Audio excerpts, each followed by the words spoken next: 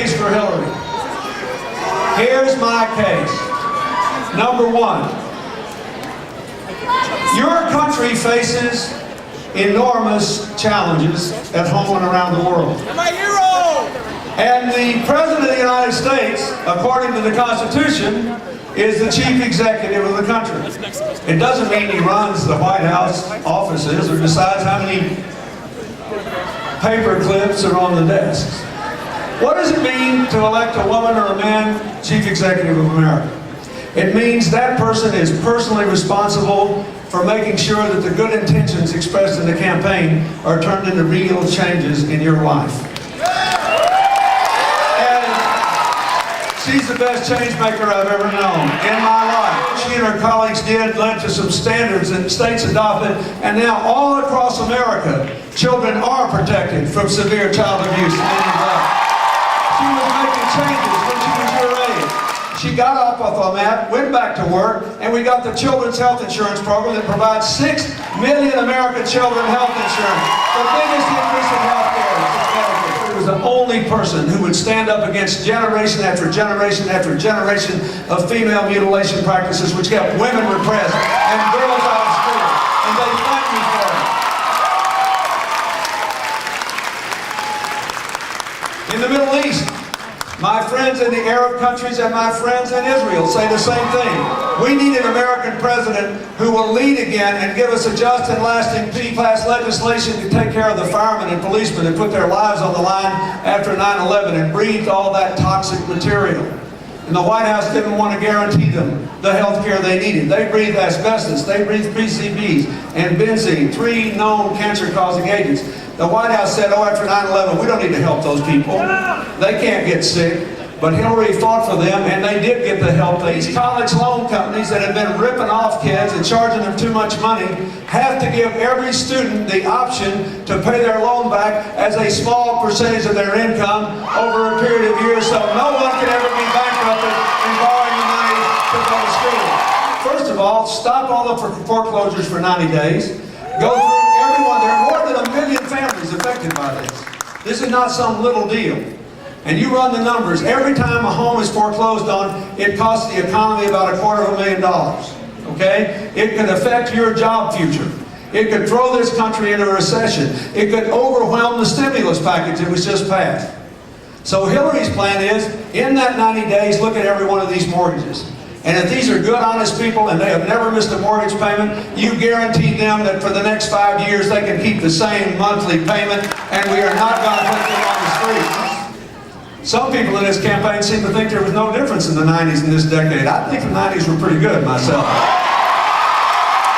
After 22.7 million new jobs in the 90s, which enabled 7.7 million people to move from poverty into the middle class, that is the American dream. We now have only 5 million jobs in this decade, and 5 million people have fallen from the middle class into poverty. This is not rocket science. Your country is growing more unequal in jobs, in incomes, in health care, and in education. The next president has to address the inequality gap to rebuild the American dream and make it real for you. If the premium is still too expensive for you, you will get a tax credit to pay for it. If you do not pay income tax, the tax credit is refundable. You get the money anyway. Nobody is going to have this be unaffordable, but everybody must be covered. These Americans are not paying their fair share today, and we should. And that will pay for health care. We can also save $80 billion, $80 billion, just by giving everybody electronic medical. I agree with our policy in Iraq. I agree with our policy in Afghanistan. But that's irrelevant. That's irrelevant. Those kids that they're over there putting their lives on the line, those of us who have benefited the most from this economy should pay our fair share of taking care of them. All the young people in America, you want them to learn at international levels of excellence, right? This is a terrifically international school. I look around here and I see people from every continent. I see,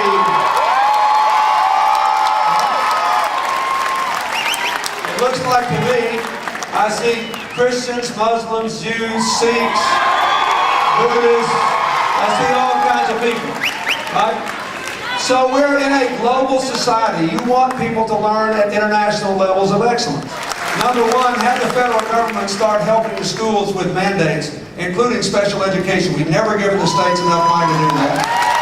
Number two, with 2 million teachers retiring, and I hope some of you going into teaching, she said that the federal government should assume primary responsibility to recruit, train, and deploy teachers in these shortage subject areas and in the shortage geographic areas, principally rural areas and inner city schools.